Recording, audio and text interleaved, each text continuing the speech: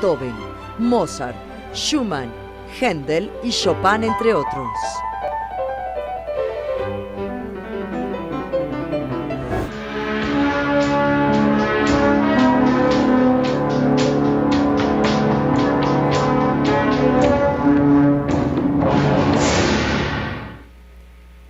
Se encuentra todo dispuesto para que dé inicio la sesión ordinaria del Tribunal Constitucional de nuestro país. En este momento, damos paso. Se abre la sesión. Señor secretario, por favor, denos cuenta. Sí, señor ministro presidente. Se somete a su consideración el proyecto de acta de la sesión pública número 102 ordinaria, celebrada el jueves 26 de octubre del año en curso. Señoras ministras, señores ministros, está a su consideración el acta. No hay observaciones. En votación económica se aprueba. Queda aprobado en votación económica. Y continuamos, señor secretario. Sí, señor. Se somete a su consideración el proyecto relativo al recurso de revisión 2/2017 en materia de seguridad nacional previsto en la Ley General de Transparencia y Acceso a la Información Pública, promovido por la Consejería Jurídica del Ejecutivo Federal en contra de la resolución dictada en sesión de 1 de marzo de 2017 por el Instituto Nacional de Transparencia, Acceso a la Información y Protección de Datos Personales, bajo la ponencia del señor ministro Franco González Salas y conforme a los puntos resolutivos que proponen. Primero, es procedente y fundado el presente recurso de revisión en materia de seguridad nacional.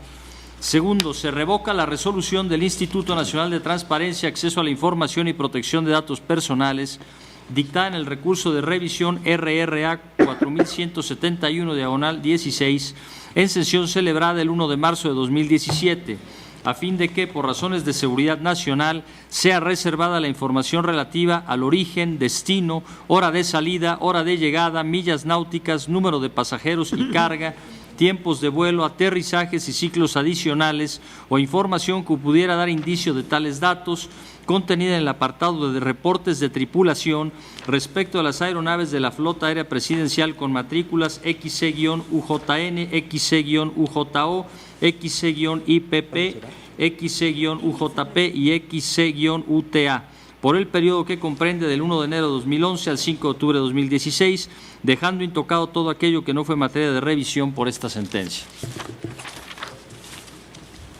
Gracias, señor secretario. Voy a poner a su consideración, como hemos acostumbrado, los 6 primeros apartados de esta propuesta. El primero relativo a los antecedentes, el segundo a la narrativa del trámite del recurso, el tercero que determina la competencia, el cuarto la legitimación, el quinto la oportunidad y el sexto la narrativa de los agravios. ¿Alguna observación respecto de estos considerandos o apartados? Si no la hay, en votación económica se aprueba. Quedan aprobados.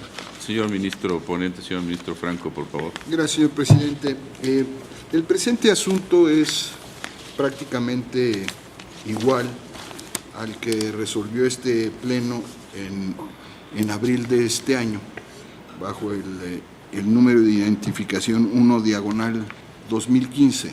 Consecuentemente, se elabora fundamentalmente siguiendo todos los criterios que este pleno decidió mayoritariamente para ese asunto. Yo quiero decir que está construido así. Yo no participé, también lo quiero señalar, por haber estado incapacitado en las fechas en que se resolvió y consecuentemente no voté el asunto, y que me separaré, daré cuenta con el asunto tal como está y me separaré en su momento de algunas consideraciones y algunas de las decisiones que tomó mayoritariamente el Pleno por no compartirlas. Si usted me permite, daré cuenta para cumplir con el protocolo, aunque insisto, está fundamentalmente basado en el precedente. En el estudio de fondo que está en el considerando séptimo, se señala el alcance del recurso de revisión en materia de seguridad nacional, el cual fue determinado por el Pleno de esta Suprema Corte de Justicia de la Nación al resolver el precedente al que ya hice mención. En aquella resolución se determinó que el recurso se limita al análisis de las determinaciones, ya sean de carácter sustantivo o adjetivo, que tengan como resultado la divulgación de cierta información que a juicio de autoridades responsables o sujetos obligados pueda poner en peligro la seguridad nacional. Así, con base en ese alcance asignado al recurso de revisión en materia de seguridad nacional y habiendo analizado tanto la resolución del INAI como los agravios y alegatos del recurrente, se procede a examinar la determinación del citado instituto consistente en la instrucción de poner a disposición del solicitante la información antes mencionada. Asimismo, atendiendo a la naturaleza del recurso, se indica que deben quedar firmes 3 determinaciones del Instituto, a saber, primera, que el sujeto obligado a través del titular del Estado Mayor Presidencial declare formalmente la inexistencia de las listas de pasajeros referidas por el solicitante a efecto de darle certeza de que en el tratamiento de su solicitud de acceso se utilizó un criterio de búsqueda exhaustivo para localizar la información.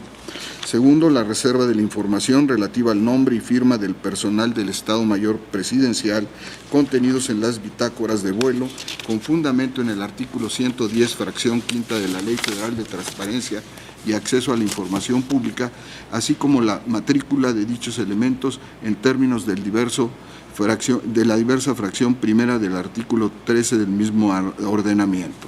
Y tercero, la inexistencia manifestada por el sujeto obligado respecto de la información requerida en relación con la aeronave con matrícula XCIMF, en tanto tal determinación tampoco fue materia de la litis en el recurso de revisión de origen por falta de inconformidad del solicitante.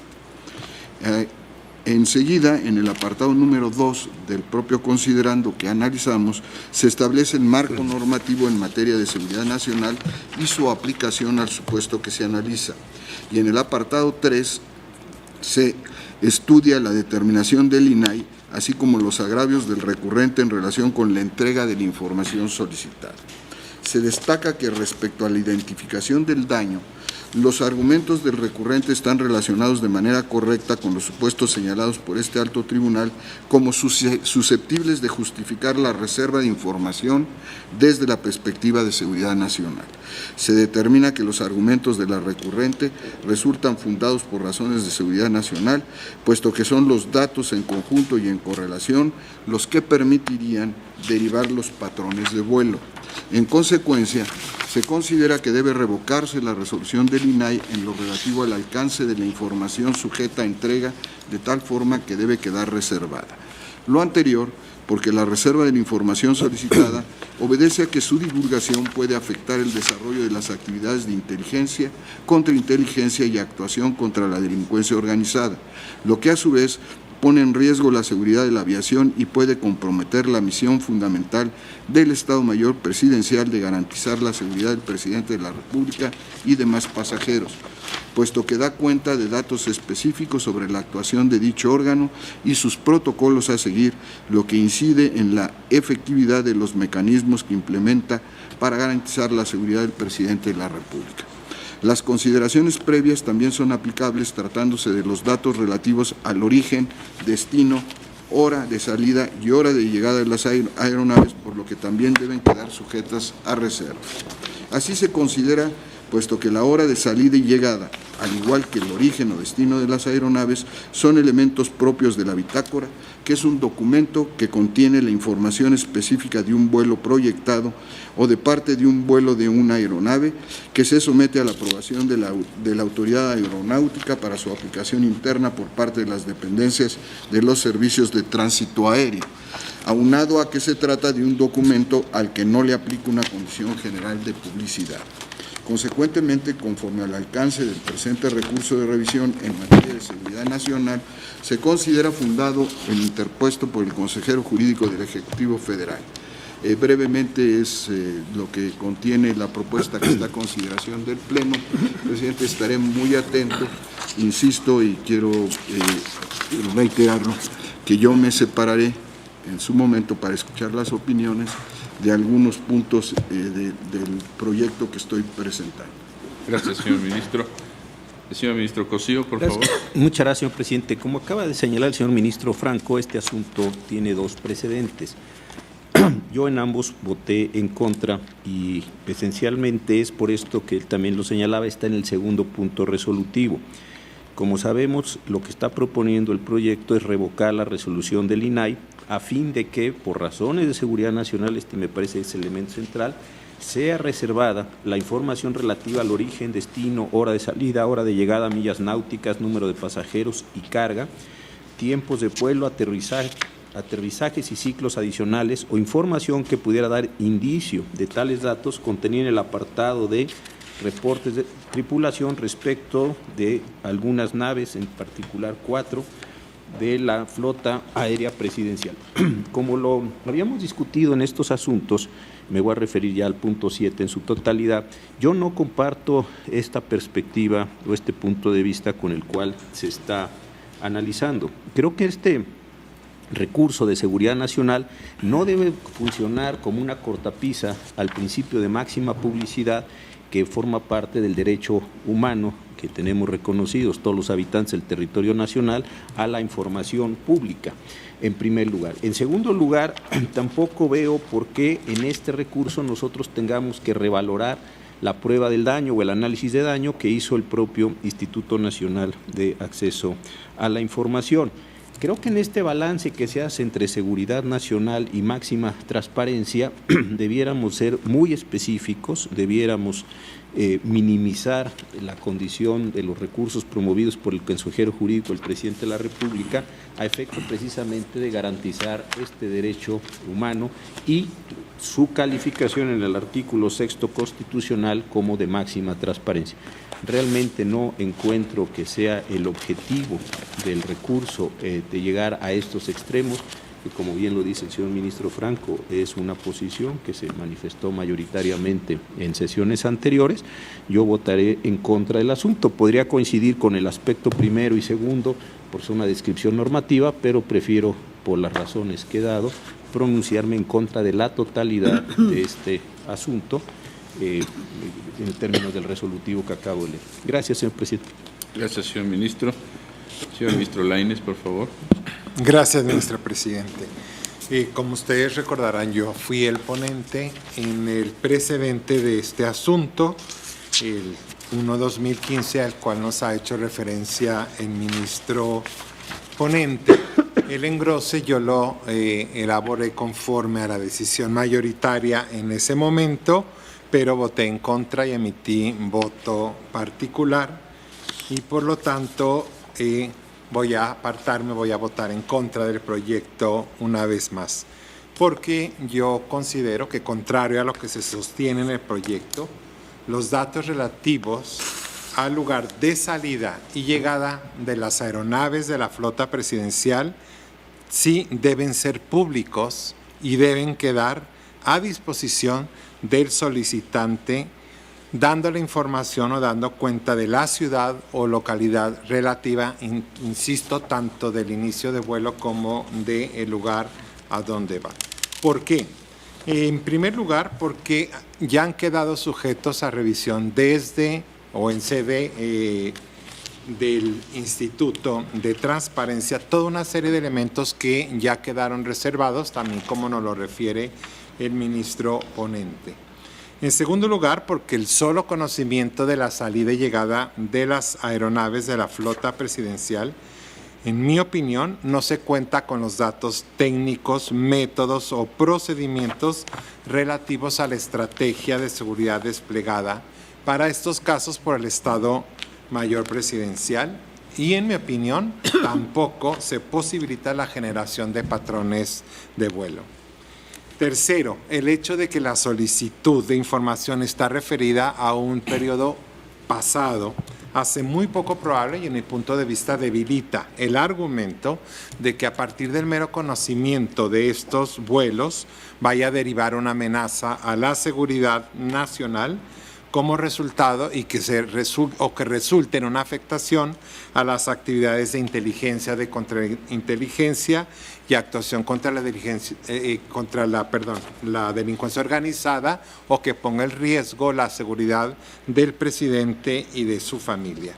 Yo considero que divulgar esta información sí responde a una exigencia de rendición de cuentas y de transparencia que está demandando la sociedad, en tanto que con la entrega de esta información se da cuenta del manejo y disposición de los recursos públicos con los que se paga y mantiene esta flota, lo que en definitiva fortalece el principio de transparencia respecto al manejo de recursos públicos, insisto, sin poner en riesgo la seguridad de los funcionarios públicos o las actividades de inteligencia del Estado. Y si se llegara a considerar que aún información que se está dando sobre el pasado pudiese por ahí generar por su repetición un patrón en cuanto a los destinos de esta flota, yo creo que el Estado Mayor cuenta también con los protocolos y las estrategias para cambiar precisamente estos patrones. Por lo tanto, como lo hice en el precedente, votaré en contra del proyecto. Gracias. Gracias, señor ministro. Señor ministro Saldívar, por favor. Gracias, señor presidente. Como lo ha manifestado el ministro ponente, este proyecto se hace con base en la decisión del Pleno que se tomó de manera mayoritaria en el recurso de revisión en materia de seguridad nacional 1/2015. En aquel asunto yo voté en contra y elaboré un voto particular en donde establecí las razones por las cuales me aparté del precedente y por esas mismas razones invocadas en ese voto, las cuales reiteraré y ampliaré en un nuevo voto particular, yo estaré en contra del proyecto. Gracias, presidente. Gracias, señor ministro. Señora ministra Luna, por favor. Gracias, señor presidente. Tal como lo han mencionado, este asunto tiene como precedente el similar 1/2015, en el que yo voté de conformidad con el sentido.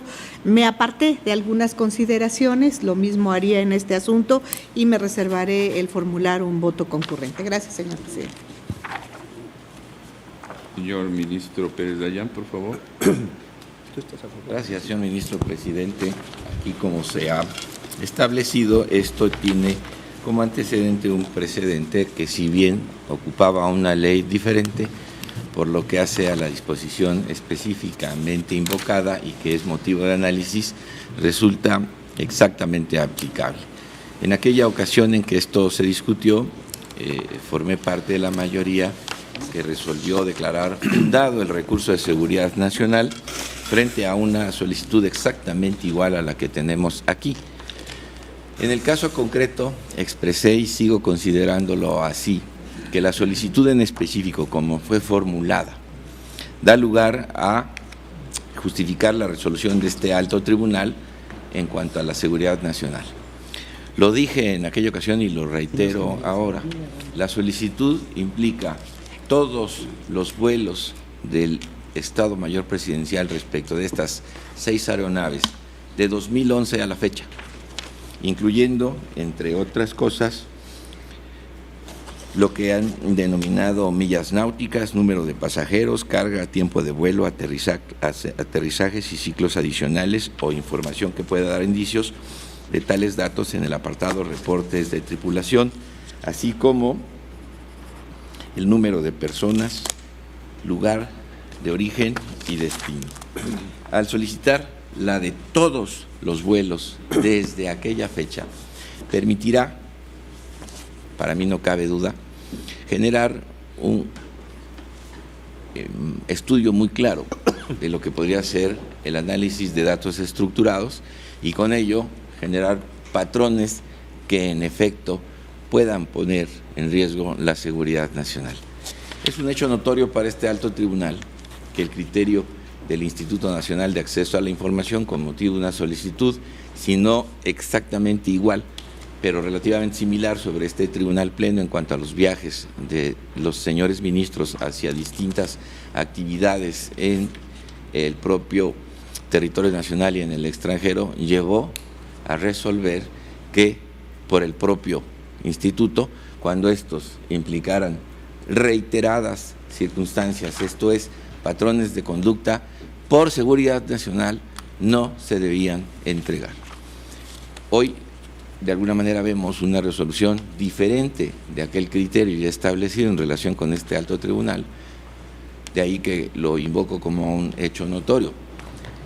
Para nosotros no es ajeno que se haya resuelto así respecto a la información solicitada sobre nosotros mismos, con un criterio de resolución del Instituto Nacional de Acceso a la Información, dando la pauta para que todos aquellos datos que implicaran una estructura tal que en un cierto análisis pudiera establecer patrones de conducta no se entregaran, es hoy una cuestión diferentemente tratada en donde se obliga a entregar estos datos que sí pudieran permitir, bajo un análisis completo de sus tiempos, de sus lugares, de su frecuencia, de sus destinos y de sus pasajeros, un tema que pudiera vulnerar la seguridad nacional.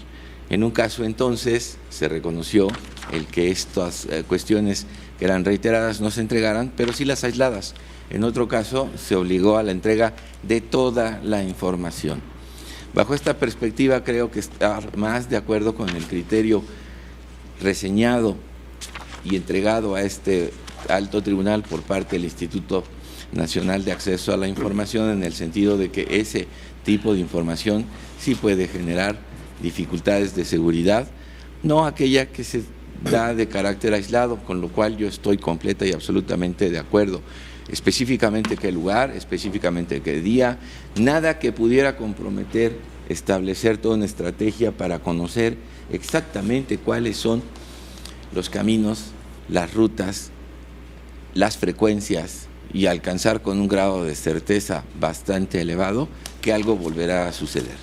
Con esta perspectiva, yo nuevamente voto en favor de este proyecto, aclarando que lo que más cuestiono sobre esta determinación es la generalidad de la información que va de un punto a otro, es decir, de una fecha hasta el día en que se entregue, incluyendo la totalidad de los datos, lo cual, en palabras del propio Instituto Nacional de Acceso a la Información, no fue así resuelto para nuestro caso, en el que con toda claridad dijo cualquier cuestión que pudiera permitir establecer una conducta reiterada y reiterable no debe ser entregada. Aquí veo una diferencia de criterio y entonces creo que el correcto es el al que me he referido, en el cual se puede dar alguna información que no resulte de manera repetitiva como para producir con un alto grado de posibilidad saber exactamente qué sigue. Eso sí creo atente contra la seguridad nacional. Insisto, es un hecho notorio para todos nosotros que así se resolvió. Sobre la misma materia, este alto tribunal ha resuelto un criterio similar, de manera que para ser congruente con uno y con otro, una cuestión resuelta internamente, otra resuelta jurisdiccionalmente, expreso estar de acuerdo con el proyecto, porque a eso me obligo cuando voto por un lado y voto por el otro. Gracias. Gracias, señor ministro. Señor ministro Gutiérrez, por favor. Gracias, ministro presidente. En el asunto, en el precedente de este asunto, yo voté en contra, formé parte de la minoría a la que hizo alusión el ministro Lainez y el ministro Saldívar, por lo tanto mantendré mi voto en contra del proyecto. Gracias, ministro presidente. Gracias, señor ministro. Señor ministro Medina Mora. Muchas gracias, señor presidente. En mi posicionamiento en el recurso 1-2015 yo voté a favor. Yo comparto el proyecto en tanto que se limita a determinar si la difusión de la información podría generar o no un daño, sin hacer una revaloración de la clasificación de información que fue hecha por el propio instituto. Yo creo que la entrega parcial de información puede llevar a que cada una de las partes sea contextualizada o concatenada posteriormente para obtener información que de otra suerte tendría que ser considerada como reservada. Desde esta perspectiva, la divulgación de la información relativa a todos estos datos que se solicitan y que son materia de la resolución que se analiza, pudiera dar indicios que, aun cuando entendida de manera aislada, podría considerarse no ser lesiva a la seguridad nacional, ya concatenada sí me parece que constituye una información que la vulnera, al permitir el riesgo de que se actualicen actos en contra de la seguridad nacional, así como afectar las acciones del Estado Mayor Presidencial para salvaguardar la integridad del jefe del Estado mexicano, ya que permiten saber una ubicación geográfica precisa y patrones de traslado rutinarios. Por esa razón, conforme fue mi posicionamiento en el precedente, yo voto a favor del proyecto. Gracias, señor ministro. ¿Alguien más, señores ministros? Señora ministra Piña. Brevemente, porque este asunto prácticamente recoge las consideraciones que se sustentaron en el precedente al que han hecho alusión los señores ministros que me antecedieron. Yo comparto el sentido de que la información debe ser de máxima publicidad, pero como lo ha determinado este Tribunal Pleno, existen excepciones, y una de estas excepciones es precisamente, y como se ha dado en diversas tesis, cuestiones que impliquen riesgo para la seguridad nacional. Yo creo que en cada caso en concreto se debe ir viendo en su contexto, y al margen de que se pudiesen establecer reglas generales para que puedan normar el sentido o la postura de cada uno, se debe analizar el caso concreto para determinar si procedería o no poner en riesgo la seguridad nacional. En este caso, lo que el instituto estableció que tenía que darse como información y que no afectaba la seguridad nacional fue todo el rubro de ruta, todo lo que comprendiera la ruta de las aeronaves presidenciales. Yo considero que en este aspecto, como tal, la ruta y como fue analizada en el precedente, sí implica un riesgo para la seguridad nacional y por lo tanto yo estaré de acuerdo con el proyecto. Gracias. Gracias, señora ministra. ¿Alguna otra observación? Señor ministro Franco. Gracias, señor presidente. Muy brevemente, porque entiendo este asunto fue discutido ampliamente en la ocasión anterior, aunque diferente, recurso de revisión, pues es exactamente lo mismo. Consecuentemente voy a ser muy breve. Yo no coincido en tres aspectos. El primero es el alcance que se le da al recurso de revisión en el caso concreto. Me parece que es un recurso verdaderamente excepcional que surgió bajo un contexto de necesidad, déjenme ponerlo así, por las condiciones que tenemos, para que solo un funcionario pudiera hacerlo valer, cuando además no solo por una causa se pueda afectar al país, porque es materia de seguridad nacional. Consecuentemente, creo que esto es un recurso muy específico, muy especial, que tiene características especiales, y creo que el proyecto, con el mayor respeto, no coincido con la forma en que le da el alcance, el contenido y alcance que debe tener.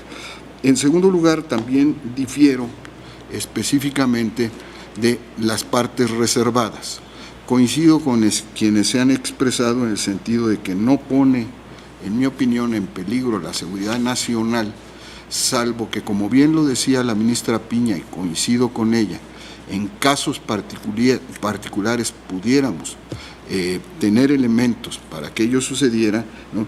Cuando la información es de origen, destino, inclusive hora de salida, la hora de llegada. Lo que sí creo es que podría reservarse los puntos específicos, por ejemplo, de llegada, pero esto no está abordado. Consecuentemente, yo me separo en estos puntos también del proyecto. Además, esta información generalmente, ¿no?, se otorga a posteriori de que ocurrieron los hechos. Consecuentemente, no veo por qué el conocer el número de pasajeros que iban en uno de estos aviones o helicópteros o las aeronaves que se utilizan pudiera poner en peligro la seguridad nacional. Sí, creo que no guarda una relación directa, ¿no? Salvo que se pudiera acreditar que en un caso concreto, ¿verdad?, por quien viajara, ¿verdad?, pues pudiera estar en riesgo. pero al final del día creo que la regla general no puede hacer eso.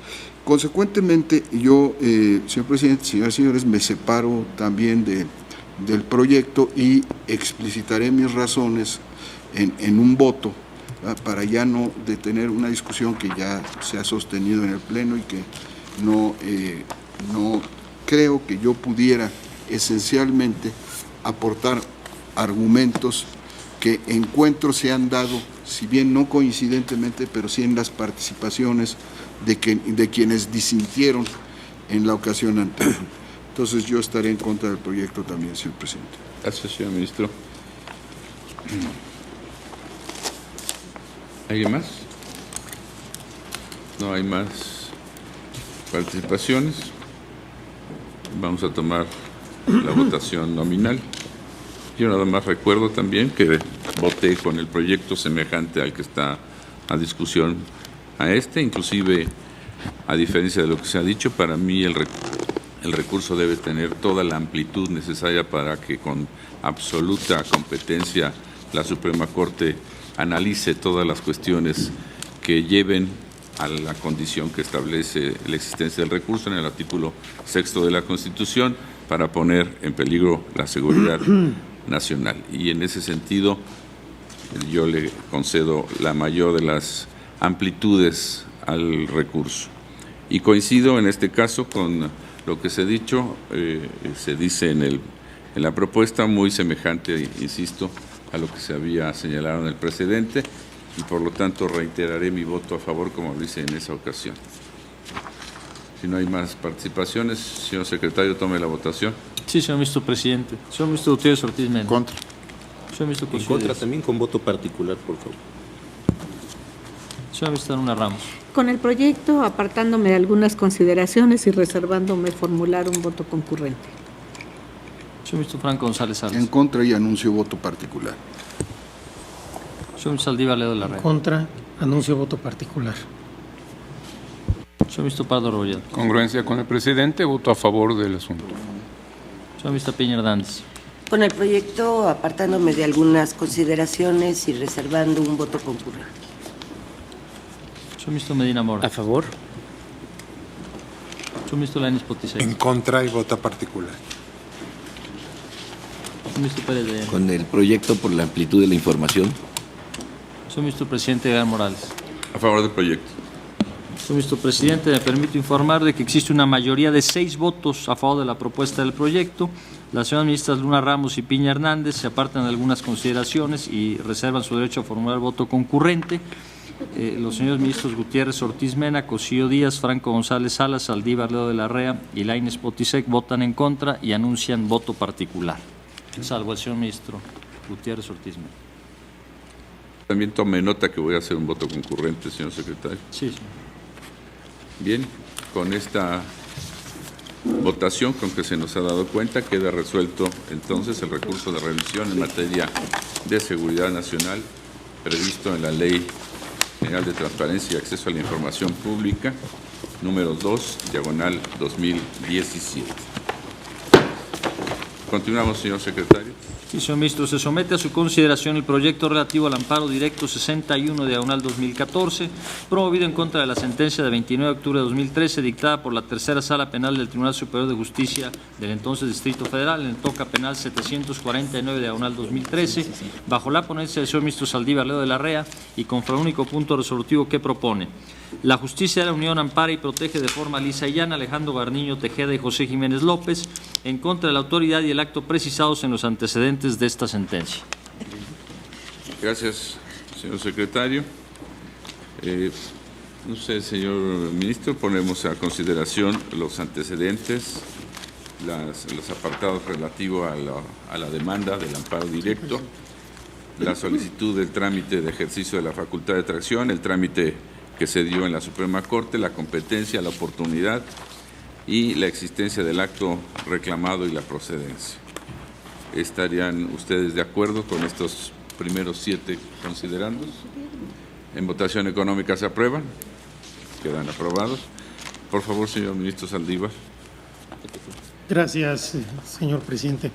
Señoras y señores ministros, En primer lugar, me parece oportuno recordar que el asunto que hoy someto a su consideración está relacionado con los eventos ocurridos el 20 de junio de 2008 en la discoteca bar News Divine con motivo de un operativo realizado por la Secretaría de Seguridad Pública del Distrito Federal para atender una queja vecinal en la que se denunciaba que ese lugar acudían menores de edad a quienes se les vendía alcohol y drogas, según la versión de las autoridades. También hay que destacar que este asunto fue analizado en ocasiones anteriores, tanto por la primera sala como por este Tribunal Pleno, la última vez en las pasadas sesiones de 11 y 12 de septiembre del presente año. El Pleno discutió un proyecto bajo la ponencia del señor ministro José Ramón Cosío Díaz, en el que proponía negar el amparo a los quejosos, propuesta que fue desechada por la mayoría de los miembros de este alto tribunal. Ahora bien, me parece de la mayor importancia señalar que ni en los asuntos que habremos de resolver en este Tribunal Pleno, ni en los previos que fueron resueltos por la primera sala, esta Suprema Corte se ha pronunciado sobre la responsabilidad de quienes ordenaron, diseñaron y organizaron este fallido operativo policial que tuvo trágicas consecuencias que todos conocemos.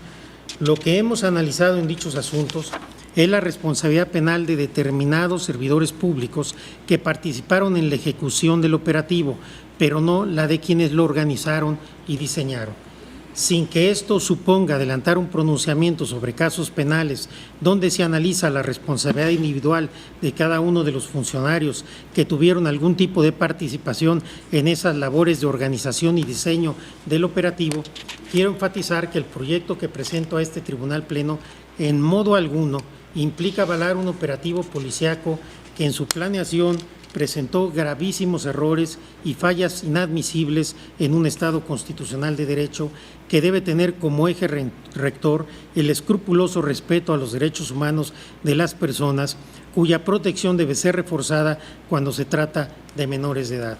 Estamos en presencia de un operativo mal diseñado, mal organizado y mal ejecutado. Del análisis de los elementos de prueba que obran en el expediente, puede afirmarse que en efecto lo que ocurrió fue una deficiente e incorrecta planeación del operativo, bien sea porque no existió orden de operaciones alguna que estableciera las funciones, acciones específicas y responsabilidades de cada una de las unidades y sectores involucrados, puesto que no hay certeza sobre la existencia de la orden general de operaciones de forma previa a la realización del operativo, o en caso de haber existido debido a una adecuada organización y diseño de la ejecución de la misma. En efecto, de las pruebas que obran en el expediente, se desprende que la mayoría de los sujetos que participaron en el operativo ni siquiera sabían a dónde se dirigían o qué funciones realizarían, mucho menos cuestiones de suma importancia, como cuántas personas se encontraban dentro del establecimiento, cuál era la geografía del lugar o qué problemáticas podrían presentarse y, en su caso, cómo deberían de ser atendidas. Atendiendo a lo anterior, en relación con la planeación del operativo de esta discoteca, puede afirmarse que existieron grandes omisiones por parte de las autoridades capitalinas, entre las que destacan las siguientes. Primero, el no establecimiento de un plan de acción o medidas destinadas a la prevención y control de emergencias durante el operativo. Segundo, determinación de técnicas de operación adecuadas para causar el menor daño a los adultos y menores de edad que se encontraban dentro del establecimiento. Tercero, la verificación previa del lugar y de los factores técnicos circunstanciales de posibles riesgos y complicaciones que podrían presentarse durante la operación policial. Y cuarto, el incorrecto reclutamiento por los elementos policiales para la ejecución de la orden. En relación con la ejecución del operativo, me parece importante mencionar que el gobierno del entonces Distrito Federal tenía pleno conocimiento de la existencia de menores de edad dentro del establecimiento, por lo cual, de conformidad con el artículo 4 constitucional y con la Ley de los Derechos de las Niñas y los Niños en el Distrito Federal vigente en aquella época, se encontraba obligado a preservar un mayor deber de cuidado en el manejo de la situación y de la integridad de los jóvenes.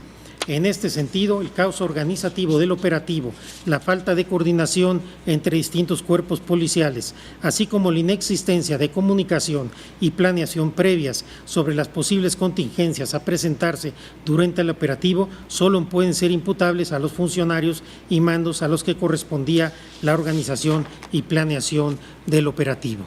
Así las cosas, los errores cometidos en la fase de planeación y ejecución produjeron un caos generalizado desde el inicio del mismo, en el que los elementos de la policía no conocían sus funciones ni el objeto del operativo, además de que eran pocos los que contaban con la preparación necesaria para afrontar las complicaciones que se presentaron. Una vez establecido que los lamentables hechos ocurridos el 20 de junio de 2008, con motivo del operativo realizado en la discoteca Bar News Divine, fueron consecuencia en gran medida de la falta de implementación de un modelo adecuado para este tipo de tareas, así como a las irregularidades propias a la planeación y ejecución del operativo, me gustaría hacer algunas precisiones en torno al fondo del caso que nos ocupa. En primer lugar, estimo necesario señalar que las conclusiones en materia probatoria que se establecen en el proyecto de sentencia se apoyan en el análisis de 1.295 pruebas que obran en el expediente, consistente en los siguientes medios de prueba: 222 declaraciones de testigos presenciales, 173 declaraciones de policías y demás funcionarios de la Secretaría de Seguridad Pública del Distrito Federal, 22 declaraciones de personas inculpadas, 55 declaraciones de personas diversas, entre las cuales se encuentran los familiares de las personas que presenciaron los hechos, 70 careos constitucionales, 217 careos procesales, 5 careos supletorios, 178 fes ministeriales, 13 inspecciones ministeriales, 40 peritajes de criminalística, mecánica de hechos, arquitectura y protección civil, 146 peritajes médicos y psicológicos, 8 peritajes diversos, por ejemplo, relativos a fotografías y videos,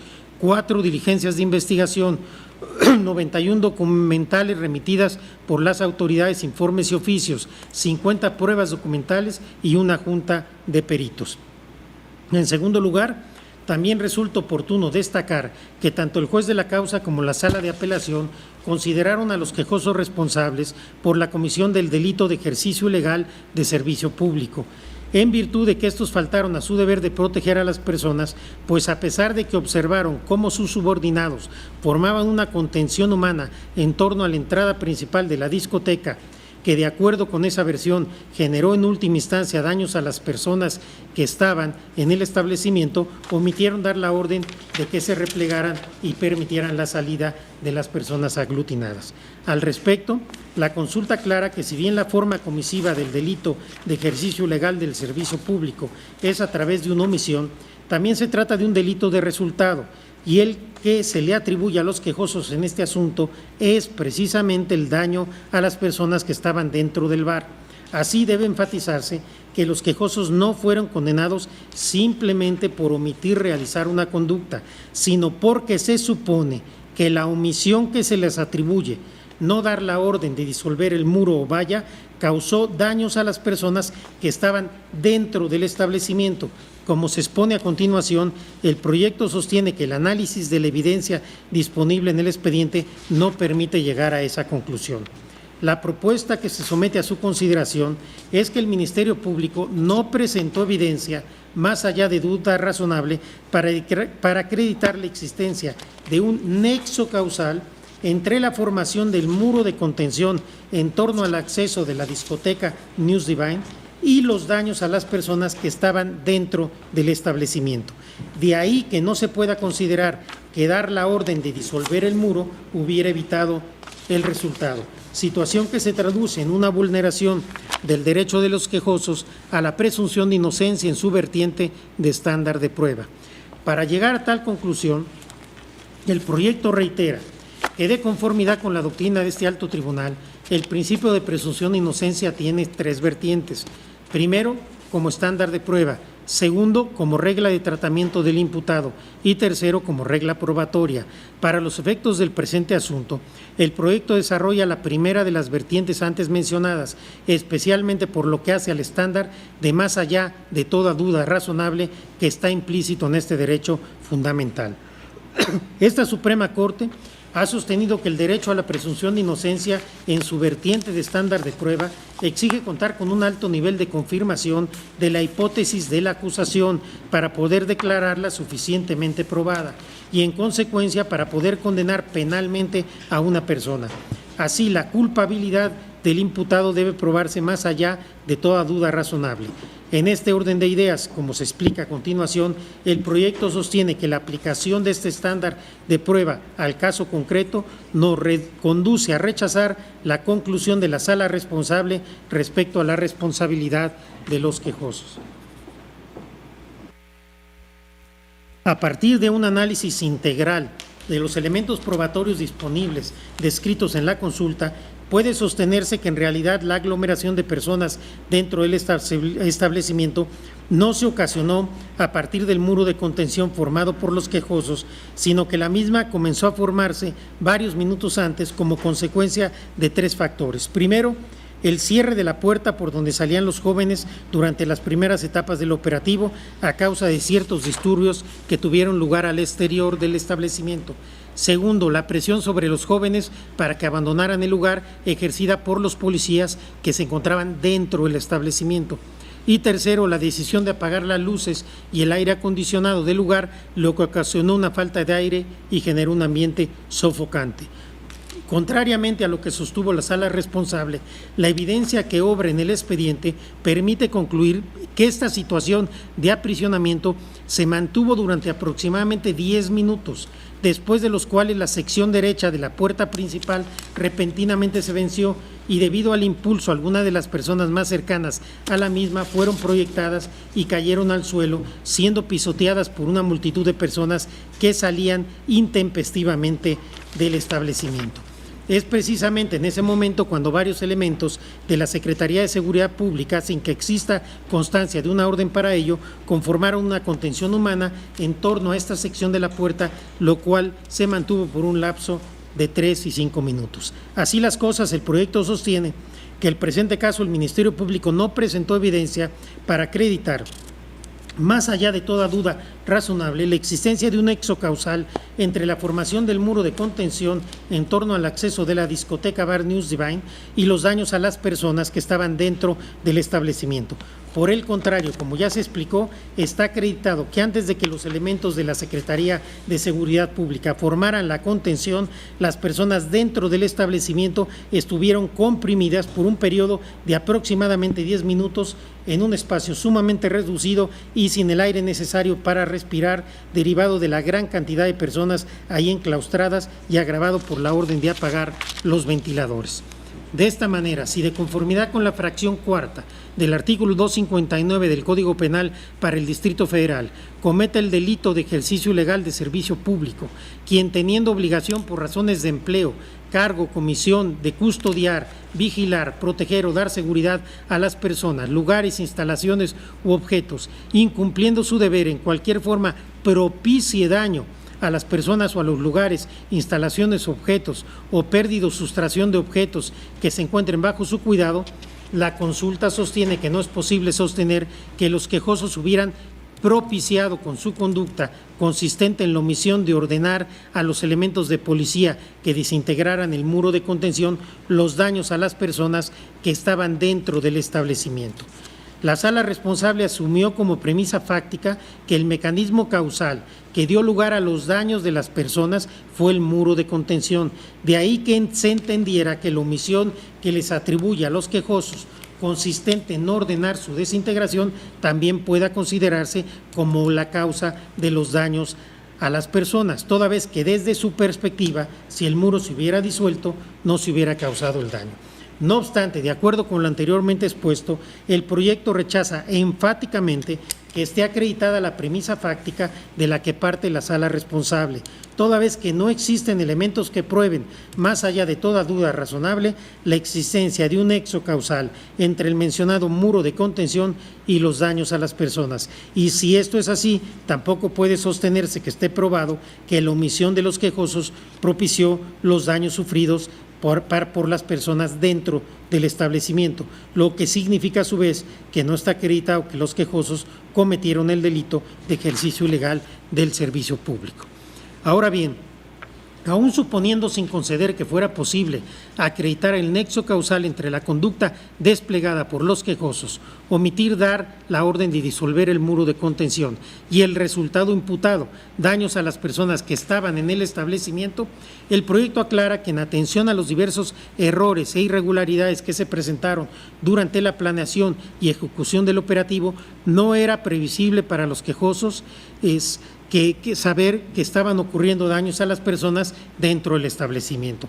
Al respecto, se afirma que en atención a los diversos errores e irregularidades que se presentaron, la mayoría de los elementos de la Secretaría de Seguridad Pública no tenían conocimiento siquiera de a dónde se dirigían o qué funciones realizarían, mucho menos cuestiones de suma importancia como la cantidad de personas que se encontraban dentro del establecimiento o la estructura interna del inmueble. En virtud de esta situación y tomando en consideración la forma en que se desarrollaron los hechos, el proyecto concluye que resultaba imposible para los quejosos haber previsto que dentro del establecimiento aún se encontraban una gran cantidad de personas, que éstas habían sido empujadas por los policías en el interior hacia el acceso del establecimiento y que además se había apagado el aire acondicionado, factores que fueron los que generaron el resultado típico imputado a los quejosos. En consecuencia, la consulta considera que los quejosos no se encontraban en condiciones de prever que su omisión agravaría la precaria situación de los jóvenes dentro del establecimiento, suscitada por los factores anteriormente mencionados y que generaría los resultados típicos imputados. Finalmente, la consulta también afirma que resulta insostenible la versión de la Sala de Apelación en el sentido que el muro de contención a que hemos venido haciendo referencia se formó debido a la ausencia de camiones para retener a los jóvenes una vez que abandonaran el establecimiento, en tanto que se encuentra demostrado que en el lugar se encontraba un camión de la línea RTP prácticamente vacío. Por el contrario, las declaraciones de los policías preventivos coinciden al señalar que el objetivo de dicha contención era la de controlar la salida de los jóvenes para evitar que se causaran daños a las personas que se encontraban en el suelo como consecuencia de la apertura repentina de la sección derecha de la puerta, mientras que en el expediente no existe constancia de que pueda derivarse que dicho muro fue formado por los policías acatando orden expresa de sus superiores. Por tanto, una vez demostrado que la mencionada conclusión de la Sala de Apelación no tuvo sustento alguno en el expediente y frente a la inexistencia de algún medio de prueba que demuestre que el motivo detrás de la contención fue otro que el de auxiliar a las personas que se encontraban en el suelo, la consulta considera que las conclusiones expuestas anteriormente podrían verse reforzadas por el hecho de que los quejosos en el presente juicio de amparo no generaron con su actuar un riesgo jurídicamente desaprobado o inadmitido socialmente. Dado que en el presente caso se advierte una indebida valoración de los elementos que se traduce en una notoria insuficiencia probatoria, por lo cual no es posible tener por acreditada la responsabilidad penal de los quejosos en la comisión del delito de ejercicio ilegal del servicio público, con fundamento en el artículo 77, fracción primera de la Ley de Amparo, el proyecto propone conceder el amparo y protección de la justicia federal en forma lisa y llana. Gracias, presidente. Gracias, señor ministro. Señor ministro Cosío. Gracias, señor presidente. En la sesión del 11 de septiembre de este año se debatió en este tribunal pleno el primero de los asuntos que aquí se está presentando, esto es el amparo directo 61-2014.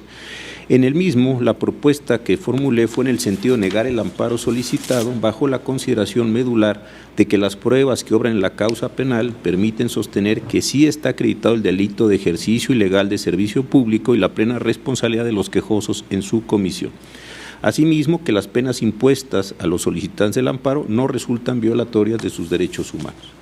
Después de debatirse el asunto en las sesiones del 11 y 12 de ese mismo mes y año, por supuesto, por este tribunal pleno, y al no existir mayoría con mi propuesta, se ordenó retornar el asunto al señor ministro Saldívar para elaboración de un nuevo proyecto conforme, entiendo, al sentido de la mayoría, que es el que acaba de presentarnos.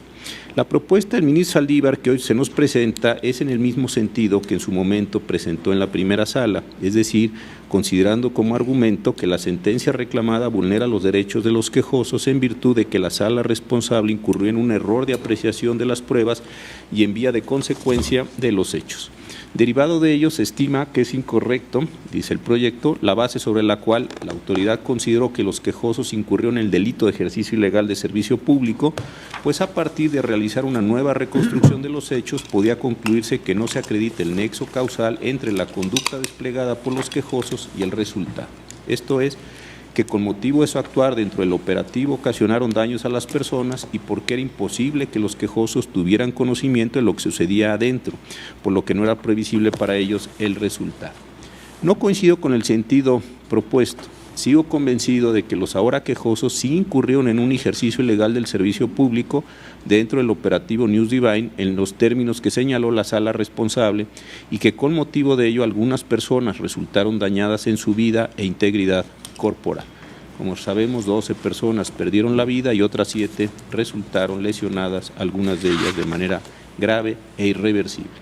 Tal como lo manifesté en las sesiones del 11 y 12 de septiembre que ya mencioné, así como al emitir mis votos particulares en los amparos directos 59-2014 y 60-2014, resueltos por la primera sala de la Suprema Corte en sesión del 8 de abril del 2015 y los diversos 10, 12, 13 y 17 del 2015, fallados también por la primera sala en sesión del 27 de enero de 2016 en la parte relativa a los hechos que se tuvieron por probados.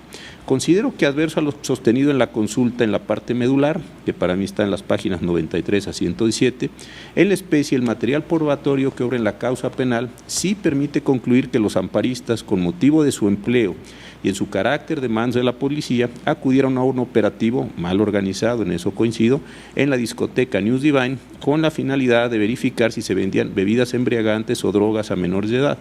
Lo anterior sin tomar las medidas ni previsiones necesarias previamente ni durante el más álgido contexto del evento para evitar que las personas a las cuales debían proteger no resultaran dañadas en su vida e integridad dada su posición de garantes.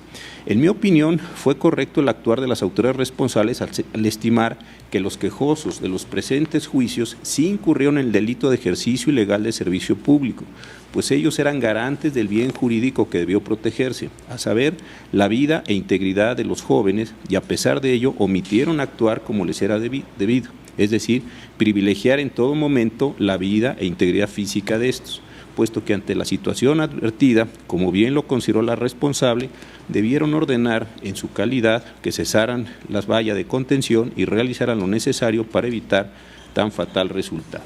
Lo anterior porque, insisto, el muro o valla de contención sí fue uno de los factores primordiales que contribuyó al daño de las personas, sumado ello, desde luego, a la falta de actuar por parte de los mandos de policía antes y durante el momento más álgido del evento, por lo que estimo que el resultado, esto es, el daño en la integridad de las personas, era previsible. En efecto, como le he dicho, basta con preguntarnos lo siguiente: ¿qué habría sucedido si el muro de contención formado por policías para evitar la salida de los jóvenes no hubiera existido y continuado el flujo normal de las personas en el área de salida? Esto, después de examinar el amplio material probatorio, mismo al que se refirió muy puntualmente el señor ministro ponente y que todos tuvimos a la vista, me lleva a la conclusión de que el resultado habría sido otro para las personas que estaban dentro del lugar y que resultaron dañadas. En segundo lugar, porque era evidente para quienes estaban fuera que algo, lo voy a dejar así, sucedía en el interior del establecimiento y que ello podía producir daños en la integridad de las personas. Lo anterior porque existen en el expediente pruebas suficientes que demuestran que las personas que estaban adentro del lugar, en su mayoría jóvenes, empezaron a gritar pidiendo ayuda e insistieron en que se les permitiera la salida. Sin embargo, los amparistas continuaron sin realizar ningún acto tendente a que la valla o muro de contención cesara, a pesar de que era evidente que podía causarse daños a las personas que estaban en el interior del lugar, tal como sucedió, olvidando con ello que tenían una posición o calidad de garantes sobre las personas que estaban dentro del mismo establecimiento. En efecto, debe recordarse que los ahora quejosos tenían una posición de garante sobre todas las personas que estaban en el interior del lugar, debido a que uno de los elementos característicos de esta figura requiere que la gente tenga a su cargo la protección del bien jurídico protegido, en este caso, el que se encuentra en la ley, pues los quejosos, al aceptar el empleo de jefes de policía, funciones de seguridad, aceptaron la custodia, la vida integral de las personas, tal como lo ordena las fracciones 4ª y 11ª del artículo 17 de la Ley de Seguridad Pública del Distrito Federal, las cuales en esencia establecen que los elementos de los cuerpos de seguridad pública del entonces Distrito Federal debían actuar con la decisión necesaria y sin demora en la protección de las personas, así como de sus bienes, lo que no sucedió en este caso, pues su actuar omisivo sí contribuyó al resultado final, es decir, a que diversas personas resultaran, como ya lo dije, dañadas en su vida e integridad, siendo esto suficiente para tener por acreditado el delito que nos ocupa. Debe recordarse que los quejosos en este juicio de amparo directo, a diferencia de los diversos que fueron juzgados en los amparos resueltos por la primera sala, no fueron condenados por la muerte de las 12 personas durante el operativo News Divine, ni tampoco por los 7 que resultaron lesionados. Esto es, en la causa penal de la que deriva el acto reclamado, no se les atribuyó que ellos privaran de la vida o lesionaran a dichas personas. Ellos fueron condenados porque en el marco del operativo News Divine incurrieron en un ilegal ejercicio del servicio público, pues incumplieron con el deber de proteger a las personas que estaban dentro del citado bar, con lo que abandonaron su posición de garantes, y con motivo de ello, algunas personas resultaron dañadas en su vida e integridad corporal, siendo suficiente que unas de ellas resultaran lesionadas para tener por actualizado, en los términos que he señalado, el delito que nos ocupa. Con motivo de ello, considero que las personas que están promoviendo el amparo sí son penalmente responsables del delito el ejercicio ilegal del servicio público en términos del artículo 159, párrafo primero, fracción 4ª del Código Penal para el Distrito Federal, por lo que estimo que la sala responsable actuó correctamente al imponer la pena de prisión de 5 años, 9 meses, entre otras. Por estas razones, señor presidente, y siendo este ya un asunto que hemos debatido largamente tanto en la sala como en el pleno, seguiré estando en contra, y de no ser necesario, pues estas mismas razones serían las que sostendría en los otros asuntos que están considerados para nuestra vista el día de hoy. Gracias, señor presidente. Gracias, señor ministro Cosío. Señor ministro Medina Mora, por favor. Muchas gracias, señor presidente. En primer lugar, yo quisiera reconocer el proyecto que se nos pone a consideración este día, porque en él se rescatan, me parece, los puntos más importantes de las intervenciones que hicimos todos nosotros al discutir el proyecto que fue puesto a consideración del Pleno y que ha sido ampliamente referido en sus consideraciones por el ministro Cosío. Quiero expresar que estoy a favor del sentido y las consideraciones del proyecto por las siguientes razones. De las hojas 10 a 25 del proyecto se esquematizan los nombres, posiciones, rangos jerárquicos e incluso qué estaban haciendo durante el operativo los distintos elementos policiales y demás servidores públicos que participaron en este operativo, lo que resulta de gran utilidad para comprender lo sucedido desde una perspectiva orgánica y operacional. Además de que ayuda a entender el grado de desorganización que hubo en el operativo, tanto en su falta de planeación como en la ejecución, que trajo consigo tan lamentable resultado. Puesto que desde mi punto de vista es muy relevante entender la cadena de mando en un operativo específico como corresponde lo pone de relieve el presente proyecto.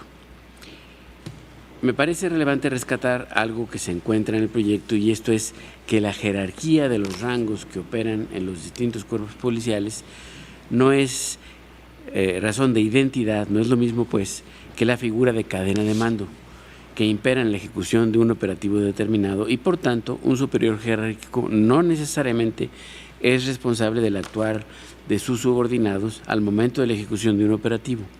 En contraste, al mando en un operativo es quien está a cargo de la ejecución del mismo y sobre quien recae la responsabilidad, en todo caso, pudiendo ser incluso de rango jerárquico superior quien tenga que acatar las órdenes del mando durante el operativo en función de la cadena de mando de la planeación y de la orden de operaciones del operativo específico. En conjunción con lo anterior, me parece correcto el enfoque del nuevo proyecto, por lo que hace a que la valoración que se hizo del caudal probatorio y respecto a la presunción de inocencia en su vertiente de estándar de prueba, lleva a determinar que en el presente caso no se logró acreditar, más allá de la duda razonable, el nexo causal entre las conductas señaladas y el resultado material. Por lo expuesto, yo estoy a favor del proyecto, al concluir que no es posible sostener que los ahora quejosos hubieran propiciado con su omisión de ordenar disolver el muro los daños a las personas que estaban dentro y consecuentemente no está acreditado que cometieron el delito de ejercicio ilegal del servicio público al resultarles imposible prever lo que sucedía al interior del establecimiento, así como que la resolución de la sala responsable no estuvo debidamente sustentada en el expediente. Por lo anterior, votaré a favor del proyecto que propone conceder el amparo de forma lisa y llana. Les cuento, presidente. Gracias, señor ministro. Señor ministro Pérez Dayán. Gracias, señor ministro presidente. Tal cual fue aquí expuesto por el señor ministro Cosío, el proyecto originalmente se propuso bajo el formato de negar el amparo, bajo la consideración de que estaba acreditado por lo menos la fase objetiva del delito, esto es, el ejercicio ilegal del servicio público. En cuanto a la forma de calificar esta circunstancia, es que se sostiene que sí se acreditó el nexo causal, esto es, entre la omisión y falta de acción de quienes, teniendo la obligación y además poder de mando, no garantizaron la integridad o la vida de las personas. Hay que considerar, no seré en este sentido más explícito, ha sido ya muy clara la intervención del señor ministro Cosío, que se reconoce que había un sobrecupo, que rebasaba con mucho la capacidad normal y autorizada del lugar. Tan lo es que la propia sorpresa concurre cuando el número de autobuses utilizados para el transporte de quienes estaban allí, es decir, de los usuarios, jóvenes en su mayoría, no alcanzaba para poderlos trasladar a todos ante las autoridades competentes. Que ante esta circunstancia hubo la necesidad de recurrir a más autobuses, pero para evitar, como está perfectamente acreditado en algunas declaraciones, que se pudieran escapar quienes habían asistido a este lugar, lo cual evoca más un ejercicio excesivo sobre la mera investigación de un delito. Esto es, parecía todo un sistema organizado para trasladar aún a quienes podrían ser víctimas de un delito. Lo cierto es que al cerrarse este establecimiento, en espera de que llegaran más autobuses, naturalmente la consecuencia terminó por ser la muerte de algunos de quienes se encontraban allí, ya por asfixia, ya por lesiones, muy en lo particular, porque ante las circunstancias que imperaban en el propio lugar, queda claro y todo se acepta que una de las partes, una de las hojas de la puerta se venció, momento en el cual muy probablemente la desesperación de quienes están adentro lleva a intentar salir, y es cuando esa famosa valla que permitía que los que desalojaban llegaran hasta los autobuses se convierte en un muro que hace las veces de puerta. Si esto, bajo la forma de la previsibilidad, terminó con un resultado ya por todos conocido, entonces estoy absolutamente convencido de que la fase objetiva del ilícito queda debidamente acreditada. En tanto, el proyecto que se somete a la consideración de este alto tribunal considera que esto no sucede así. Yo no estoy de acuerdo con su conclusión. Me parece que las razones son suficientes para entenderlo de esa manera. Una de las principales herramientas con la que el juzgador cuenta es la prueba circunstancial, la concatenación de los propios hechos hasta dar una consecuencia lógica, y si esto se contrasta con la posibilidad de que alguien muera por asfixia, evidentemente tiene que ver con que la puerta estaba cerrada y a partir de ello esto generó los resultados ya apuntados. Más allá de cualquier otra circunstancia, si aquí queda claro que quienes fueron acusados por no garantizar la integridad ni la vida de las personas, teniendo la posibilidad de hacerlo, no lo hicieron, se pasaría ya a la parte específica de la culpa de cada quien. Solo quisiera recordar que el principal alegato de quien promueve el amparo no es el que fuera ajeno a los hechos o en su alcance no estuviera la posibilidad de resolver el problema que se estaba presentando, sino lo único es que no se ubica en un tema doloso, sino culposo. Esto es, reconoce su presencia en el lugar y momento de cada circunstancia. Su argumento principal es: no me correspondería una pena bajo un formato de dolo, sino de culpa. Y esto para mí, finalmente, como juzgador, me resulta muy ilustrativo, pues más allá del argumento que pudiera o no esgrimir, considerando la suplencia de la queja, en esto se tiene un razonamiento de inicio muy importante. Se ubica en el lugar, tiempo y circunstancias de los hechos. Corresponde al derecho determinar si se acreditó o no este nexo causal, y en la medida en que este nexo causal está dado, me es suficiente para entender que esta fase objetiva del delito está cumplida y a no compartir las conclusiones que aquí se alcanzan. Esto es, no comparto el entregar un amparo liso y llano a quien efectivamente tenía como deber garantizar la integridad y la vida de las personas, lo que no sucedió, dejando claro que no solo fueron jóvenes los que murieron, sino también policías.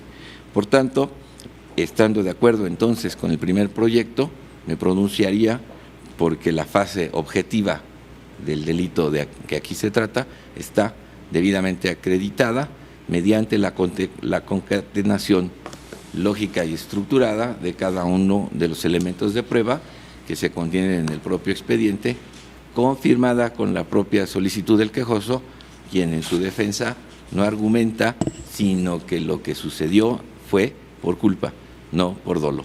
Gracias, señor presidente. Gracias, señor ministro. Señora ministra Piña, por favor. Sí, gracias, señor presidente. Yo estoy en contra del proyecto en función de que está otorgando un amparo liso y llano. Yo desde la sala sostuve que para mí esto tenía que ser un amparo para efectos. En primer lugar, no somos juzgadores de proceso. No tenemos que ver las conductas en general, si oyeron, si hablaron, si dijeron, sino tenemos que analizar la sentencia que dictó la autoridad responsable. Eso es lo que es nuestra labor. No es tanto el determinar si son culpables o no, sino si la sentencia reclamada, que es el acto en sí que debemos examinar nosotros, se encuentra ajustada a derecho. Esa es nuestra labor, porque estamos en un amparo directo. No somos jueces de proceso, estamos en amparo directo y estamos revisando una sentencia. En este sentido, tendríamos que partir, no comparto la premisa de la que parte el proyecto de la inexistencia total de nexo causal entre la valla y el muro y las consecuencias que se tuvieron. En este caso, se habla de homicidio y lesiones. En el proyecto original se hablaba de que de los peritajes se advertía que fue por asfixia y por lo tanto pasó adentro. Yo de las pruebas puedo advertir que las lesiones también se dieron con motivo de la salida. No estamos juzgando quién cerró la puerta. Hay una conducta en concreto que la sala atribuye a los quejosos. Esa es la conducta que consistió en que omitió dar la orden para que se desbaratara la valla. Esa es la conducta. Derivado de que omitió dar la orden para que se desbaratara la valla o el muro, se le finca el delito de ejercicio ilegal del servicio público. Pero no estamos analizando los elementos del delito en general. Lo tenemos que ver en relación con la conducta que la sala responsable le atribuyó al quejoso. Insisto, lo que estamos analizando es la legalidad de la sentencia de la sala. No estamos juzgando aquí a los quejosos.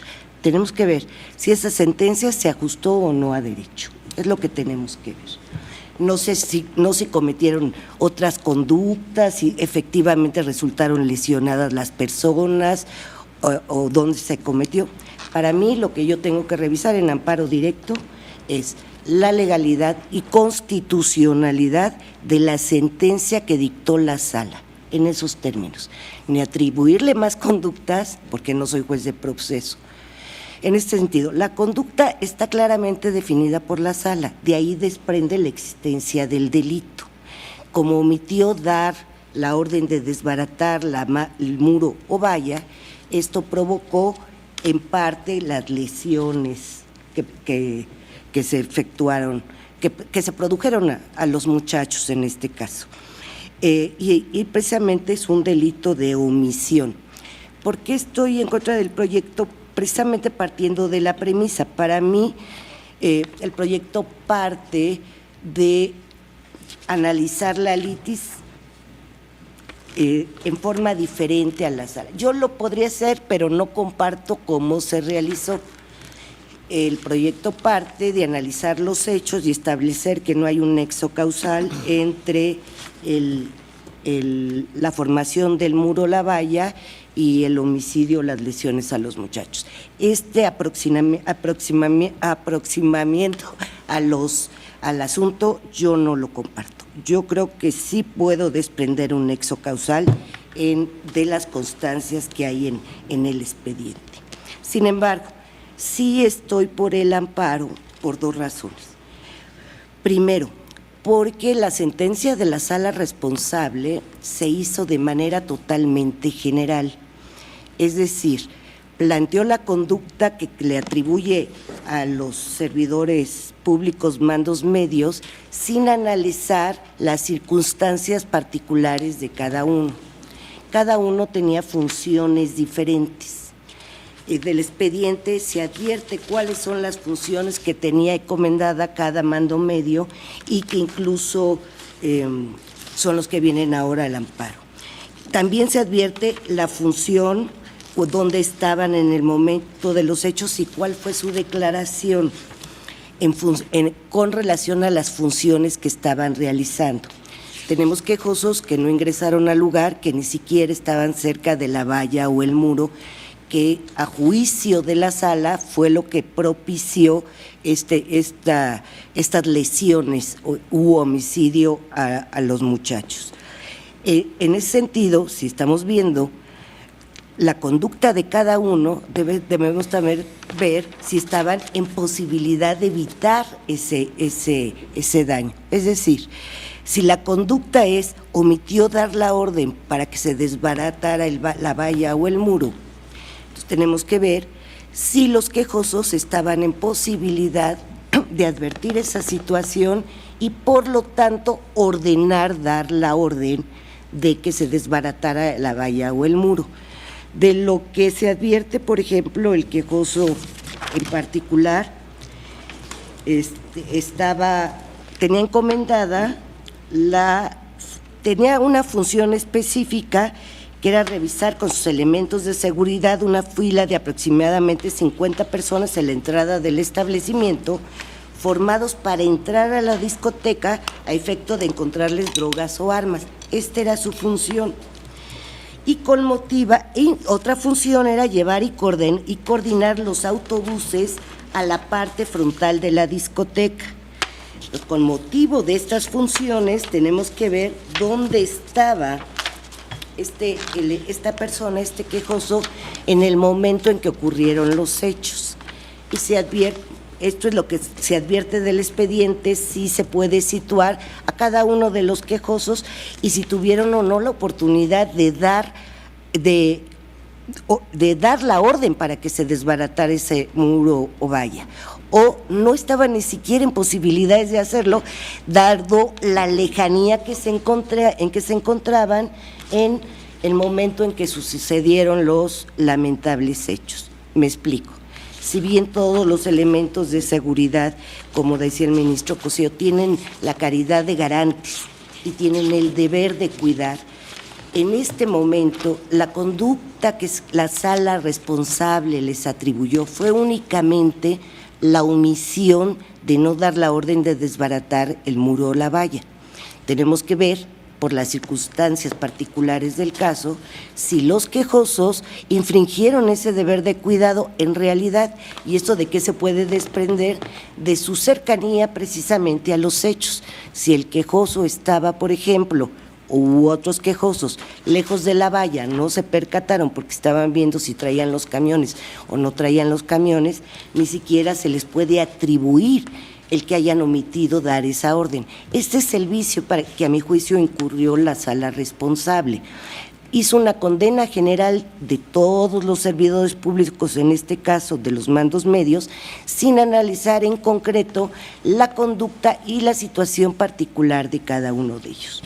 Por otra parte, también considero que no existe un dolo eventual, sino una culpa con representación, que es precisamente el concepto de violación que hacen valer los quejosos. Primero, se tiene que analizar en dónde se encontraba cada uno de los quejosos y analizar concretamente su responsabilidad en función de su ubicación en los lamentables acontecimientos. Segundo, si se encontraban en posibilidad o no de dar esa orden, para mí no se da el dolo eventual, sino la culpa con representación, que es precisamente lo que estaban diciendo, lo que alegaron los quejosos en todos los amparos. Y por eso yo estaría en contra del proyecto. Gracias, señor presidente. Gracias, señora ministra. ¿Alguien más, señores ministros? No hay más participaciones. Señora ministra Luna. Gracias, señor presidente. Yo me manifiesto a favor del proyecto, a favor del sentido. Me apartaré de algunas consideraciones. Me parecen muy interesantes todas las participaciones de la señora ministra y de los señores ministros que me han precedido en el uso de la palabra. Yo quiero manifestar que en la ocasión anterior que se presentó el proyecto por parte del señor ministro Cosío, yo estaba en comisión oficial y no participé en la discusión. Sí, efectivamente, en mi opinión, existen pues demasiados indicios de que no hay un material probatorio que de alguna manera establezca la posibilidad de determinar la culpabilidad de las personas que han acudido. Como bien lo señala la señora ministra Piña, finalmente la idea sería determinar si hubo o no el problema de omisión que se les atribuye en otorgar la orden, pero fundamentalmente creo que lo importante es, llevando a cabo minuto a minuto la secuela de los actos que dieron origen a este operativo y que de manera muy detallada se presentan en el proyecto, pues sí, efectivamente se llega a la conclusión de que no existe un material probatorio específico que determine. Primero, a mí me parece puesto en razón lo que dice la ministra Piña, dónde estaban, si había o no la posibilidad de que estuvieran en posibilidad de dar la orden de que se levantara o no esa valla. Sin embargo, a mí me parece también muy importante otra situación que se marca en el proyecto, donde se menciona que llegaron 2 camiones inicialmente que se anunció en el micrófono por parte del propietario del establecimiento, en donde se determina que hay un operativo y que invitan a toda la gente a desalojar el establecimiento. Incluso penetran algunos policías, si no mal recuerdo 3, que están diciéndoles a los jóvenes que tienen que desalojar. Sin embargo, al parecer el lugar de acceso es un túnel ascendente o descendente, según donde uno esté, que al parecer tiene un poco de problema en cuanto a la reducción del espacio para poder salir. ¿Y qué es lo que sucedió? Sí había una valla de policías que en un principio escoltaban, o podríamos decir establecían una especie de túnel para salir del establecimiento hasta los camiones, en donde los jóvenes fueron subidos. Sin embargo, al parecer también se llenaron 2 camiones y tuvo que llegar un tercero al que ya nada más subieron 7 jóvenes. Y la razón por la que ya no subieron los demás es porque se había cerrado la puerta de entrada. lo que a mí me parece también muy importante es que se hace notar en el proyecto que en este momento en que estaba la puerta cerrada, había 3 elementos de la policía adentro tratando de sacar a los muchachos, pero los que estaban afuera, en el momento en que se cierra la puerta, tratan de abrirla. Al menos se dice de manera expresa, los elementos de la policía que se encontraban afuera intentaron abrir nuevamente la puerta peatonal, pero por la fuerte presión desde el interior resultó imposible abrirla. Tan fue así que incluso dentro de las personas que fallecieron estaban los 3 policías que entraron. Entonces, ¿qué sucedió? Bueno, que tampoco podría establecerse que el hecho de que se diera, no se diera la orden para que la valla se deshiciera, no, bueno, era, en mi opinión, intrascendente en cuanto a la determinación de la razón por la cual muchas personas son lesionadas o algunas llegan a perder la vida por una situación que se da en un cierre desde adentro del establecimiento, en el que, según esto, no tuvieron participación los policías de afuera. Entonces, tomando en consideración todas estas situaciones que de alguna manera, algunas mejor analizadas, otras quizás no tanto, pero que si estaban en la posición adecuada, si no estaban, si podían o no haber dado la orden, de todas maneras la puerta estaba cerrada por dentro, y en el momento en que la puerta cede es precisamente por la presión que se hace desde adentro, y aquí es donde sucede un problema muy serio, precisamente por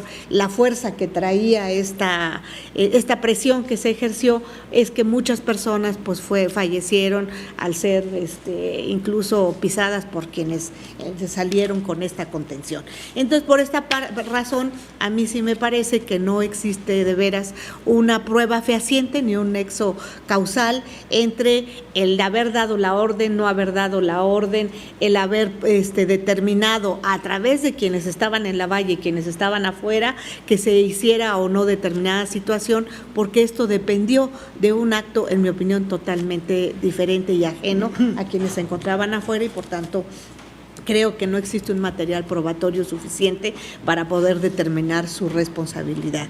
Por estas razones, yo, apartándome de algunas cuestiones relacionadas en el proyecto, con las cuales no comparto, ya en el análisis específico de la tipificación del delito y de cuestiones ya relacionadas con su determinación, me apartaré de ellas, pero sí coincido con el sentido del proyecto, y por tanto mi voto será a favor, apartándome de algunas consideraciones. Gracias, señor presidente. Gracias, señora ministra. Señor ministro Pérez Dayán.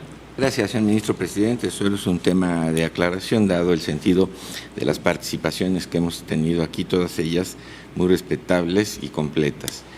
Quiero insistir en el que, para mí, en la parte objetiva del delito, esto es el descuido de un deber de cuidado.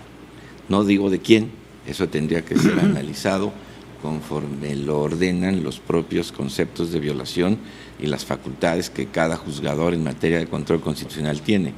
Lo que importa es que la primera parte del ilícito, que lo es el resultado entre la muerte por asfixia o por lesiones de 12 personas, tuvo que ver con una puerta cerrada. ¿Quién tendría la obligación de prevenir esto o de ordenar que ello dejara de existir? Es un tema diferente, y como bien aquí se apuntó, pasaría a un espectro distinto. La conclusión que el proyecto sostiene es que esta circunstancia objetiva del delito no se da, y si esta no se da, entonces no puede haber nunca ningún responsable de ello. Muy distinto es que la fase objetiva del delito se cumpla, y luego tendría que buscarse a quién le correspondía. Como bien, insisto, aquí se dijo, probablemente alguno de los quejosos no estaba en ese momento por haberse ido en alguno de los autobuses. En él no estaba a ordenar que cesara el muro que impedía la salida de quienes estaban en el interior del establecimiento. La parte objetiva está decidida así. Si no hay parte objetiva, no hay más manera de atribuir este delito a nadie en función de una determinación de esta naturaleza. De suerte que yo sí estoy convencido de que la fase objetiva del delito está cumplida, la parte subjetiva, esto es, la culpa o dolo que a cada quien corresponde, se determinará en función de si estaba dentro de sus posibilidades y conocimiento tomar una decisión de esta naturaleza. Pudiera también alguien argumentar que esta era la orden superior y en él no estaba revocarla.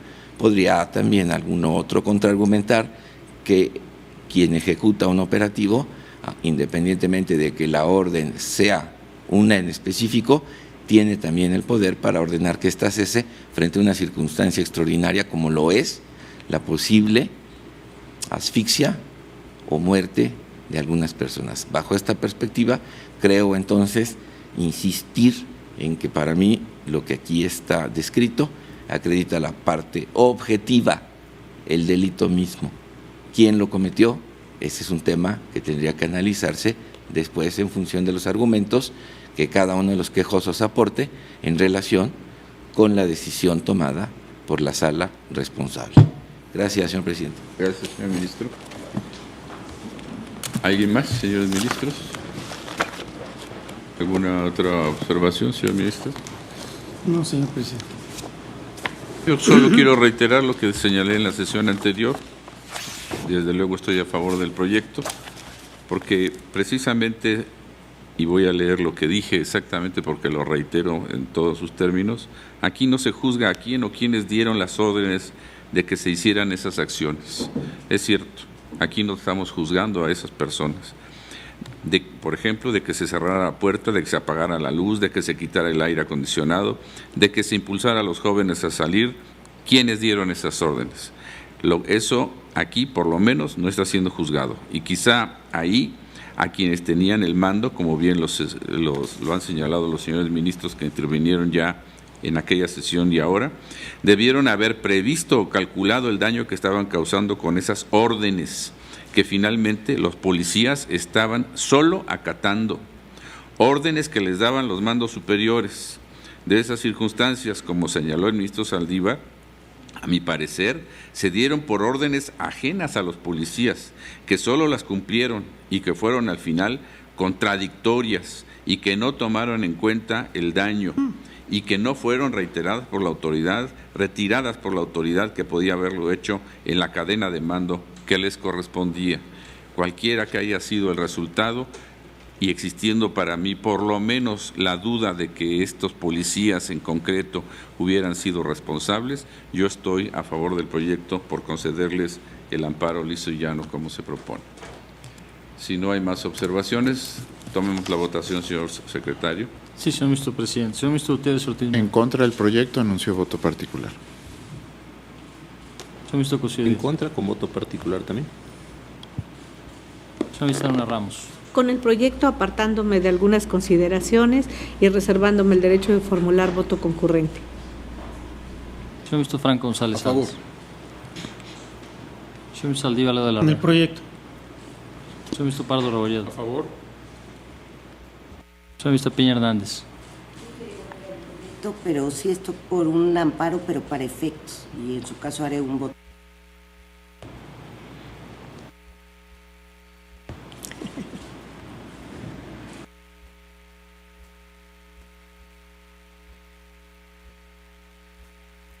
Pregunto, señora ministra, con todo respeto, si estuviera usted por conceder el amparo y hacer un voto concurrente, ¿podría considerarse como un voto por eso, por la concesión que en términos generales propone el proyecto? Es que como están establecidos los puntos y todo el sustento del proyecto, el proyecto está proponiendo un amparo liso y llano. Yo no estoy de acuerdo en que sea un amparo liso y llano. Pero tampoco por negar el amparo. No, por eso digo que yo estaría por un amparo. Estoy contra el proyecto porque no comparto las consideraciones y mi sentido es un amparo para efectos. ¿Podría considerarse un amparo a favor contra consideraciones? Digo, una concesión a favor. No, porque eso fue lo que dio el motivo que nos los trajimos de primera sala a pleno. Si hubiéramos podido hacer eso, hubiera salido en la misma primera sala. Gracias. Gracias, señor ministro. Señor ministro Medina Mora. Estoy a favor.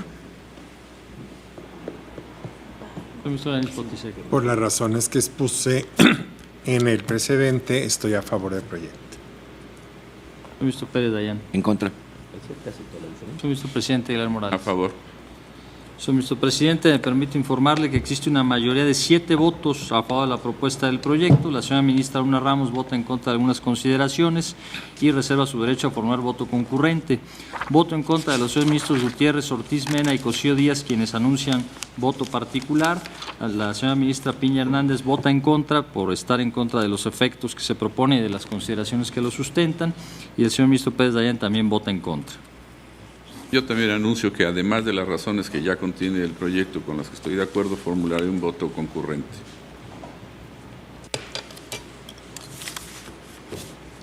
Sí, señor. Muy bien, con ello queda entonces resuelto el amparo directo 61/2014. Vamos a un receso. ¿Receso? No, ya no. Aunque podríamos dar, si nos da cuenta el señor secretario, exacto, si nos da cuenta el señor secretario con los siguientes asuntos que son semejantes, podríamos reiterar las votaciones. Exacto. Sí, señor ministro presidente. Se someten a su consideración los proyectos relativos a los amparos directos 14/2015, 15/2015 y 16/2015, interpromovidos respectivamente por Juan Manuel García Chávez, Ángel Muñoz Rico y Sergio Figueroa Hernández, en contra de la sentencia de 29 de octubre de 2013, dictada por la Tercera Sala Penal del Tribunal Superior de Justicia del entonces Distrito Federal, bajo la ponencia del señor ministro Saldívar de la Rea y conforme al único punto resolutivo que propone. La justicia de la Unión ampara y protege de forma lisa y llana en contra de la autoridad y el acto precisados en los antecedentes de la sentencia respectiva. Gracias. Entiendo que de los 3 asuntos podría yo solicitarles a ustedes su anuencia respecto de lo que se votó en el anterior, en antecedentes, demanda de amparo, solicitud de trámite, trámite en la Corte, competencia, oportunidad y la existencia del acto reclamado y la procedencia del juicio. En los 3 asuntos que estamos viendo, ahorita que se nos dio cuenta, son semejantes al anterior. ¿Estarían ustedes de acuerdo en votación económica aprobarlo? Queda entonces aprobado. Señor ministro Saldívar. Gracias, señor presidente. Como lo hicimos en los asuntos previos, cuando presentó los asuntos el ministro Cosío, podríamos, si usted lo ve viable, ratificar nuestras votaciones, ya que esencialmente los asuntos son idénticos en cuanto a las consideraciones jurídicas. Gracias, presidente. Gracias, señor ministro. En ese sentido, pongo a ustedes a consideración si en los amparos que nos están dando cuenta, el 14, 15 y 16 de 2015, se reiterarían las votaciones atendiendo a la similitud de las argumentaciones y circunstancias jurídicas que en ellos se contienen. ¿Están de acuerdo? En votación económica, entonces quedan aprobados estos 3 amparos directos, el 14/2015, el 15/2015 y el 16/2015. Voy a levantar entonces la sesión y los convoco a la próxima sesión pública ordinaria que tendrá lugar mañana en este recinto a la hora acostumbrada. Se levanta la sesión.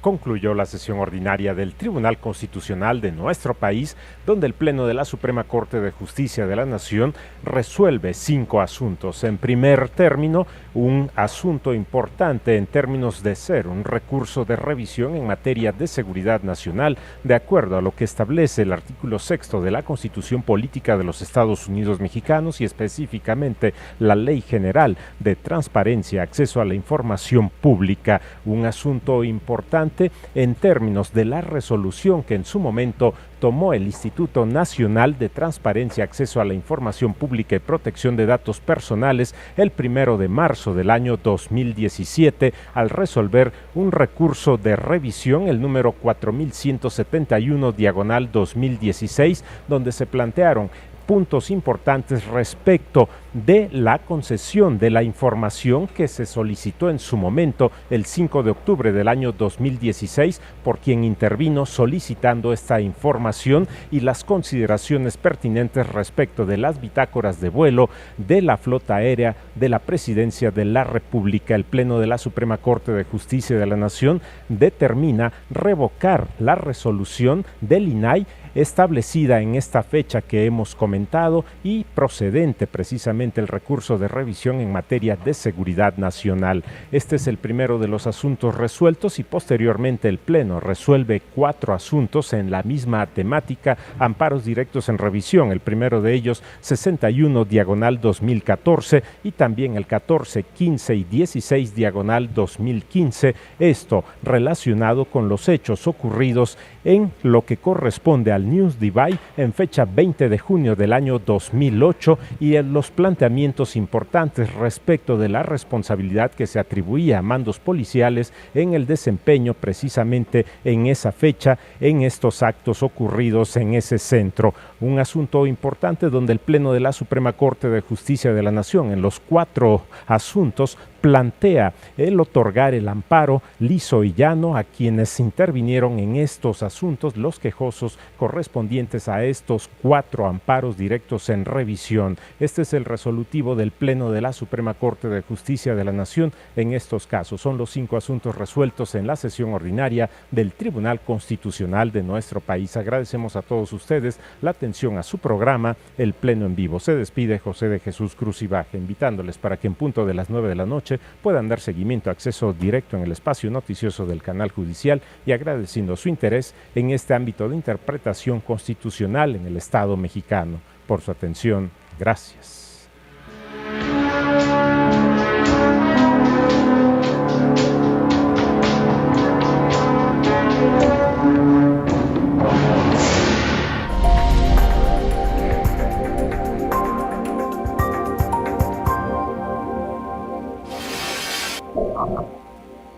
La Fierecilla Domada es una de las obras de William Shakespeare que más adaptaciones ha tenido a lo largo de los últimos